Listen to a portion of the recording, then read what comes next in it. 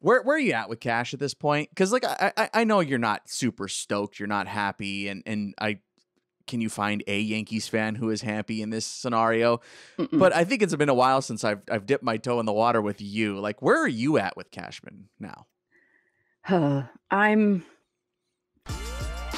You are Locked On Yankees, your daily New York Yankees podcast. Part of the Locked On Podcast Network. Your team every day. Welcome to Locked On Yankees, which is part of the Locked On Podcast Network, your team every day. Thank you for making us your first listen every day. I'm Stacey Gotsoulias. With me, as always, is my producer, Steve Granado. Steve, it's another Friday. How did this happen? I know, we're just flying through this, aren't we? It's almost opening day already, right? We're almost done. We're almost ready for baseball. Almost there. Almost there. Hey, thanks guys so much for clicking on the Friday edition of the show. It's Fanmail Friday here today. Of course, every Friday now in the offseason is Fanmail Friday. You guys sent your questions in all week. We really appreciate the questions. Of course, don't forget, we're still 5 days a week here during the offseason. Stacey, we got a couple of questions from our subtexters. As a reminder on that front as well, you can always join our subtext. You get one-on-one text conversations with Stacey and myself. You get information on the team. You get Fan Mail Friday priority, and you get input in the show. If you want an episode to happen, you can pitch it to us through subtext. And we actually have a couple of them banked here from our subtexters that made some suggestions, and those are going to be episodes here in the offseason. So you could do that too. Check out the episode description. There's a 14-day free trial in there. Go check it out. All right, Stacey, our first question here today comes from our subtexter, Eric, asking us, if unfortunately the Yankees are keeping Brian Cashman, do you think he is at least on a shorter lease or, as they said on Animal House, double secret probation? Stacey, okay, Let's do the Cashman talk here. Where are you at with Cash at this point? Because like I know you're not super stoked, you're not happy, and can you find a Yankees fan who is happy in this scenario? Mm-mm. But I think it's been a while since I've dipped my toe in the water with you. Like, where are you at with Cashman now? I'm at the point where I feel like if he doesn't leave, they're not going to like diminish his role or make anything. You know what I mean? Like he's not going to be on double secret probation as much as most people would like that to be. The only way that things change is if he leaves completely. You know, he's always going to have the power that he's always had. I mean, he's been there 25 years in that position, and I don't even know how to feel right now. I'm just annoyed because I just wanted things to change, and I feel like they're not going to, even with this audit and even with everything that they're doing. And it's just going to be the same stuff. And at the end of 2024, they're going to be asking the same questions. What happened? I don't understand. How did everything go wrong? So don't forget that we aren't even a year removed from when he signed a 4-year contract extension. Mm-hmm. So he is a Yankee GM through 2026. So don't forget about that part of it. You're just 25% of the way through that contract extension. Now, that doesn't mean that it's goal. He doesn't have tenure, you know, like as close to tenure in Major League Baseball as there is, I guess. Yeah. But the lease or the leash? I feel like leash is a better word there for that. Is the leash shorter? Stace, do you think if like it all fails in 2024, is that it? Like, is there a world where Cashman's gone pre-end of that contract? I think so. I mean, it'd have to go really, really bad, but I think so. I think like let's say 2024 is like 2023 for the Yankees. Is that enough, or would it have to be worse? Oof. I feel like it would have to be worse. Like last place, under 500, you know, the worst season since like 1990, like that kind of thing. I feel like it would have to be that. Because I feel like if they middle and improve from 2023, but still aren't quite contending, he's going to be safe.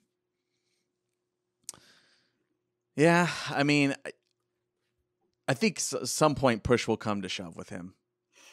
I mean, like if it's not a pretty darn big turnaround for me in 2024, I mean, he's already on thin ice, it feels.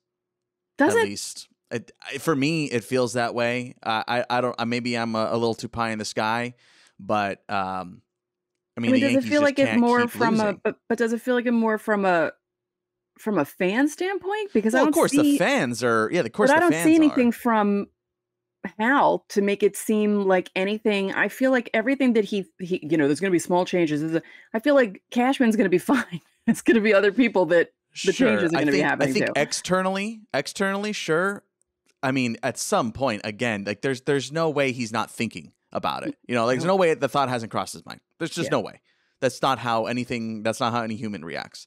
So just saying that it's crossed his mind. He won't pull the trigger here, but I don't know. Let us know how you're feeling. I know there again. How about this? How about this for a comment in the YouTube comments here? Are you on Brian Cashman's side? I'm very curious about that aspect of it. Is there anybody in the Locked On Yankees community that is on Brian Cashman's side? Because we never see that in our YouTube comments. So maybe you're the silent person who never speaks up. This is your chance to speak up. Finally, I want to see if you're on Brian Cashman's side, and don't bully that person. Don't bully that person. Yeah. Be nice to them. Thank you, Eric, for your question. Stacey, we got 2 more subtexters here in this first segment. This one coming from the old tried and true. Betty's checking in again. Hey, Betty. In any scenario, did either of you imagine that the AL East would implode in the playoffs? Stacey, we talked about it. We've obviously been talking about the playoffs in our third segment just about every day here in the offseason. And we're going to do that again here today. And we touched on it, I think on yesterday's show. No way. I mean, just rewind this show a couple of months. Yeah. Right? And we're going like the American League East is the best division in baseball. The American League East is out of baseball now. They're gone. What? Someone posted a tweet that said Garrett Cole has more wins in the playoffs in the last 2 seasons than the AL East, other than the Yankees. Yeah. I mean, it's bizarre. It was a very strange fall from grace for the Tampa Bay Rays. Obviously, injuries played a ton into that, to both, and just personnel situations too. But I didn't see the Orioles going out the way they did. I didn't see that. I didn't see the Orioles going out the way they did, but I did say that the Jays scared me because of the way they performed against King and Cole. I thought, they're going to see tough pitching in the playoffs. And if they can't hit, I mean, of course, Garrett Cole is going to win the Cy Young, but, having that much trouble against those 2 guys and then thinking they're going to go in the playoffs and it's going to be fine. And what did we see? They barely hit. So I wasn't that shocked by the Blue Jays. The Orioles really surprised the heck out of me, though. I was expecting something. Especially at home. Yeah. The starting at home, losing 0-2 thing was shocking because I was like, oh my God, it's the first time since 2016. These fans are on fire. They're so happy that this team is ahead of schedule. It's going to be great. And fell flat. I couldn't believe it. Yeah. Couldn't believe it. Yeah, that was super shocking. Let me know in the comment section, were you shocked as well over the AL East failures to even win a game in the postseason? That part is maybe the most That's the shocking. Yeah. Maybe didn't not even win a game. Yeah. Maybe not the being eliminated when they were, maybe you saw like a 2-1 scenario and maybe like going to a 5 in the division series for the Orioles and the Rangers, but not winning a game. That's crazy. Yeah. Crazy. Thank you, Betty, for your question. Appreciate it. We have one more here in this segment. This is coming from one of our newer subtexters, Kyle, asking us a Fanmail Friday question. Do you think the Fall League will give any opportunities for upcoming spring training in 2024? Thank you, Kyle, for your question. Your first time, I believe, checking in here on Fanmail Friday. So a lot of the guys that the Yankees have out at Fall League right now are not necessarily looking to contribute to the Yankees at the Major League level in 2024. If there's anybody, and I mean anybody, that'll have a decent halfway chance at cracking a Major League roster, and this is being super, super, super kind, Caleb Durbin, maybe, and maybe Matt Sauer. They were, AA last season. So maybe, those would be pretty far long shots at this point. Caleb Durbin had a nice season, was off to a pretty good start in the Fall League as well with the Solar Sox. So, Durbin is someone to keep your eye on a little bit here, but there are guys ahead of him. I mean, you're not calling Durbin over Peraza. Like, that's just not ever going to happen in any sort of scenario. Matt Sauer had a nice season as well. He just needs some more innings here in fall league. So it doesn't really seem like either of those guys would have a ton of real opportunities when it comes to spring training. And they're just, the other guys that are there, they're just too young. Just too young. You got Ben Cowles there. He's super young. Nelson Medina, like, he's just way too young. He's not even scratching, double A ball. And then on the other side of the pitching staff, like these guys like haven't even logged innings yet. Like they were complex league guys. Like they haven't even logged innings. So yeah, they're not going to get the opportunities. At least the opportunities where like you're watching it on Yes. Like you're not going to see those guys. Like you might see Matt Sauer start a game. I think you might have like a Richard Fitz start a game, and you'll see that. You'll see Beater start a game. Those types of guys. Yeah, but they're not at the fall league because they're a little more seasoned than the guys that are out there this year. It's not like the Yankees sent their best and brightest top 5 guys. Like they're good ball players, but like it's not like you'll see like you always think like Harper and Trout were on the same team. Like that's not the case here for the Yankees representatives. Good ball players, but just not like those guys. Thank you, Kyle, for your question. Really appreciate you checking in on, of course, fall league stuff, which we're still sending information out on Subtext about, so you can join Subtext and also get Fanmail Friday priority like Eric, Betty, and Kyle did today. So make sure to check that out in the episode description. All right, we're going to step aside. When we come back, we have our YouTube community sending in a couple of questions, so we'll get to those next.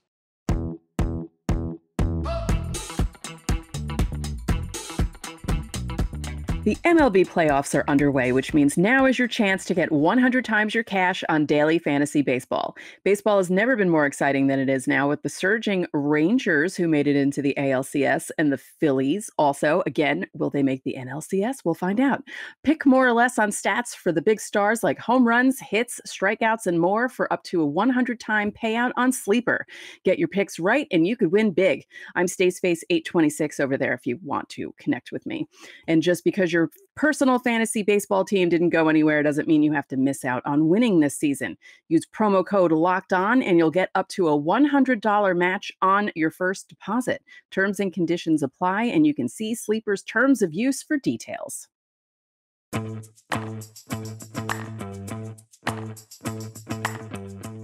Back here on Locked On Yankees. Hey, everydayers out there. Coming up next week on Locked On Yankees, a 2-part series that we're going to be doing called What Went Wrong and What Went Right. So make sure to keep an eye out for those. We're going to be recapping the 2023 season in a different light. Of course, we've been talking about a lot of stuff, kind of hodgepodge, but we're going to put it all in a nice little package for you. What went wrong? What went right? 2-part series next week, so make sure to hit subscribe. We'd love to have you aboard for that. All right, it's still Fanmail Friday. We still got some questions to get to here today, so let's do that now. This is coming from our YouTube community. You can always reply to the pinned comment on any of our episodes Monday through Thursday. We always leave a comment pinned there that says reply here, and all you gotta do is hit that little reply button, and that's where you can put your questions in. So make sure to do that if you have any questions. Again, it won't be on today's episode because it is a Fanmail Friday. Monday through Thursday, you can comment on those on YouTube. All right, this is coming from @BigGuy1212.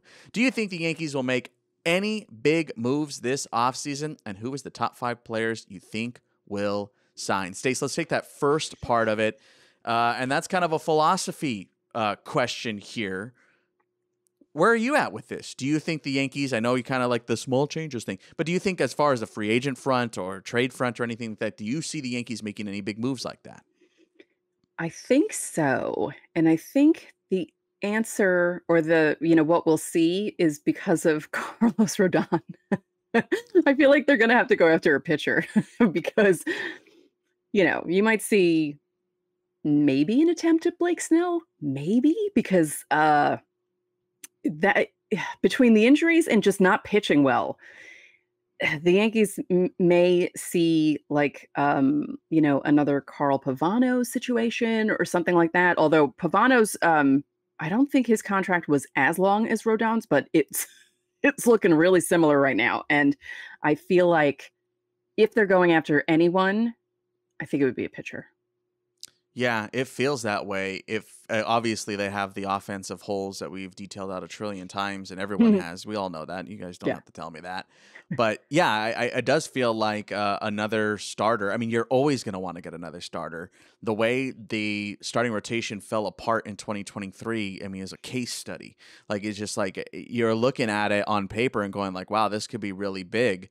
This could be, you know, if Luis Severino is even 75% of what the guy you think he's going to be, then this is great. And Nestor, yes, even if he regresses a little bit, it's still good. It's still really, really good. For the injuries that they went through and for the lack of production they got from their staff, it is baffling what happened to the Yankees rotation this season. So yeah, I think I'm right there with you. It feels like, I mean, you know, Yamamoto is obviously outside of Blake Snell, the number one pitching target for all teams, and from everything we've read, it looks like the Yankees really want to make a move at him, and I feel like they will. I feel like they're going to really go all in on that. I don't know which one they favor. You know, Snell obviously has the major league track record. Yamamoto obviously has the MPB track record. So I'm curious if it ends up being either or if they caution to the wind and say, give me both and become the evil empire again in that regard. Because if they do, that's serious pitching added in the blink of an eye. So, yeah, I feel like big moves could be coming here on the personnel, like player wise. I feel that could be coming. Do you have some other players here, Stacey, that we haven't detailed out so far? I know we kind of, in certain episodes this season, kind of off season have touched on some outfield options. Yes. Kevin Kiermaier. And I know I think there was a quote from him before the season even ended about his upcoming free agency and that he wouldn't rule out going to the Yankees. So he's not one of those guys he liked the AL East and wanted to play on grass or something like that, right? Like that was, I think, the quote. Yeah. And from a totally vain standpoint, he's very cute to look at. So for the ladies who watch baseball, because we have that great thing where we can watch the sport, but we can also gawk at the guys playing the sport. So we have like a double reason for watching. Just kidding. My other thing, I'm thinking pitcher, and I know this is crazy and I've said it before, so the everydayers will know, but I really think the Yankees should try with Frankie Montas again. Yeah, I mean, they won't have to sign him for that much money. And I feel like they were expecting him really to be like the 4 or the 5. And I think he would still kind of slot there. And if he's healthy and he pitches the way he did before he got hurt and the way he was pitching when he was with the A's, could be a good addition. Yeah. It's clearly that would be a pretty short contract. Like whoever is going to give it to him, it's going to be a fairly short contract. So yeah, that's an interesting candidate. I would agree with you on that front. I don't know if I'm as gung-ho on it. I don't know if you're gung-ho, but I'm not gung-ho, but yeah. But yeah, I'm not like, I'm not against it, but I'm also like, there's some other guys that are interesting candidates as well.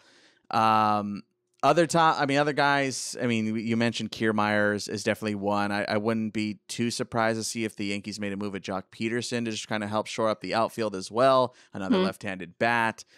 Is he a complete good fit? I don't know. And we've already made our peace with the Juan Soto stuff. So I feel like something will come this offseason, though. I feel like the Yankees will need to do something. Oh, yeah. They'll do something. Yeah. Please. But after the way this season went, this past season, and just the fans being on fire as much as they are, there's no way they're not going to do something. Yeah, they have. Something's got to They have to.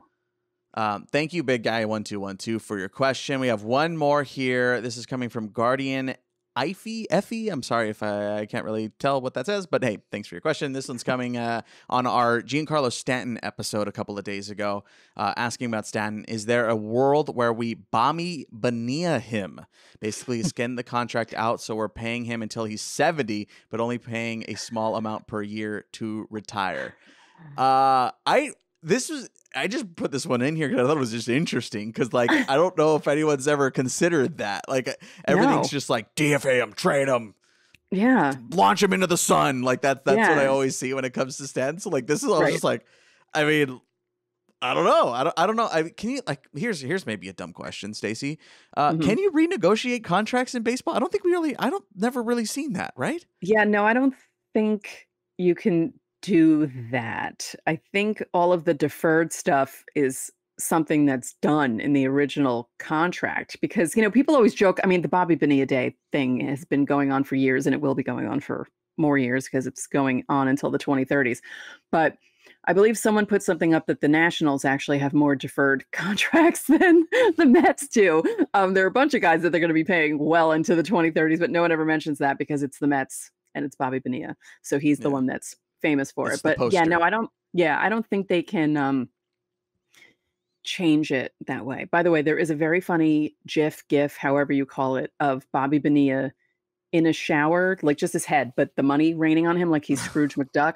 And I put that up on Twitter one year for Bobby Bonilla Day, maybe like 4 or 5 years ago. And it got a lot of traction, actually. But, Met fans weren't happy about it. But I was like, come on, it's just a goof. We all just goof on this day. Like, it's, whatever. But no, they can't renegotiate that. That would have to be something that he would have. Yeah, in set and stuff. I mean, I don't know if it's like necessarily illegal, like against like, the union rules. I don't know. That's like super, super deep cut stuff. So I don't know.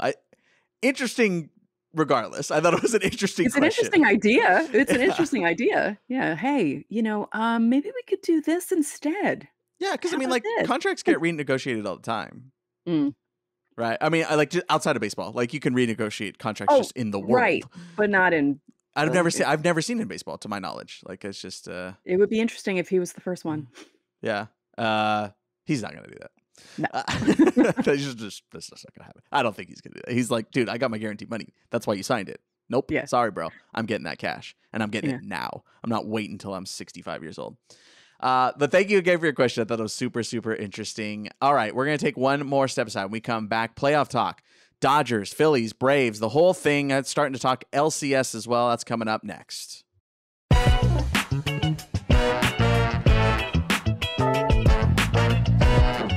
October baseball is back, and you can make your postseason debut with FanDuel, America's #1 sportsbook.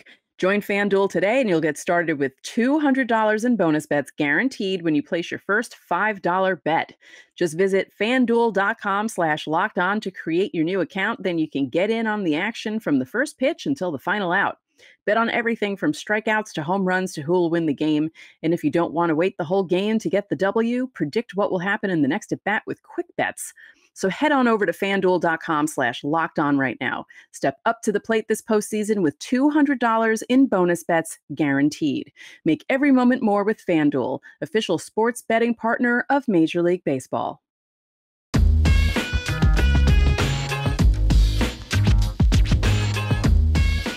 Back here on Locked On Yankees, time for a little playoff talk. Stacey, the DS is already over. That was it. That I know it's a 5-game set, but kind of felt fast, no? Yeah. It's now we wait. Yeah. The Phillies moving on, taking down the Braves. So that means that my World Series matchup is nigh, and you had Orioles over who? I don't remember at this point. The Phillies. Oh, the Phillies. Okay, so you're still alive. Yeah. You're still alive. I didn't pick the Phillies, but I still have them going to the World Series. So I don't know. I just figured they'd do what they did last year and get on a roll. And it just felt the same with them. Like they feel like a team that's better for the playoffs than the regular season, if that makes sense. It's just weird.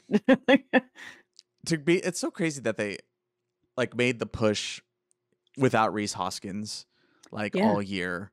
Yeah. And Harper coming back, learning first, all this weird stuff with the Phils. But I kind of talked about it when they lost game 2 on the show about how I was like, the Phils just have this magic to them. Like they're just that team. They just have this postseason flair to them. I mean, Nick Castellanos, back-to-back 2 home run games. What in the world? Again, it's just something about the Phils, man. It's crazy watching them play. And to take down the Braves, no less, in the way that they did, and if it weren't for a 3-run shot from Austin Riley, it would have been a sweep. Yeah, and we said it, them coming out of Atlanta with the split was really big. And I said that home field advantage in Philly, I mean, those fans are crazy and loud. And that catch that was made with the bases loaded. And first of all, I didn't know he was getting to the ball. I don't know if it was the wall, the background of the wall kind of fooled me or whatever. But when I realized he made the catch, I was like, oh my God. I'm like, that's That catch reminded me of a no-hitter saving catch. Like, it was Yes. that kind of, I Yes. was like, you know what? I think that's the game right there. I'm like, I think they're winning this. So, yeah. Yeah, I mean that is a potentially season saving catch. You go back to Atlanta and there is no guarantee. So that Yeah. that was it right there. Well, we didn't get a chance to talk about yet fully the Dodgers ran in the NLDS by the D-backs in sweeping fashion. I mean, look, the Dodgers were clearly not the team that they were in 2022. Like, there is just no way around that. You knew that heading into the season. Yeah. Like, you just knew that. Mm-hmm. But I kind of said the same thing about the Phillies. I say the same thing about the Phillies that I say about the Dodgers, but in different mindsets. Phillies postseason magic, Dodgers regular season magic. Right? Yeah. They had no business winning 100 games this season. Let's be real. They had no really business doing that. No, not with all the injuries that they had and all the different things that they've had going on. No, they really didn't have any. And it was funny because the Diamondbacks were doing so well for the first half of the season. You're thinking, wow, is this going to finally be a season where the Dodgers aren't the ones winning the division? Yeah. And then the Diamondbacks kind of fell off, and they're just hitting that kind of a stride that a team sometimes does make in the playoffs. And, you know, you don't have to be the best team to win in baseball playoffs, as we've seen time and time again. Yeah. Yeah. What do you think of this? I don't think that it's Dave Roberts' fault. No. At all. No, of course not. But I think the Dodgers are going to move on from Dave Roberts after that.